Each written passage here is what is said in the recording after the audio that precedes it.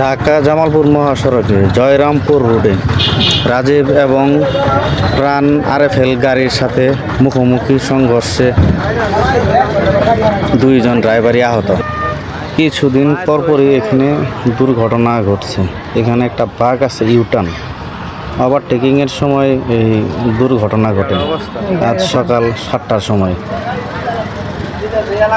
দুইটি গাড়ি মুখোমুখি সংঘর্ষ হয়, ফলে দুইজন ড্রাইভারেরই খুব গুরুতর আহত হয়। দেখেন গাড়িটার অবস্থা একদম দুমড়ে মুচড়ে গেছে।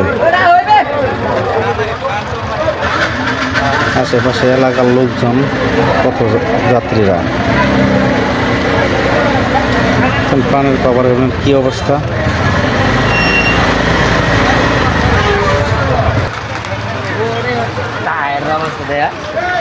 অবস্থা এনটি তো মাইট দেখাইছে।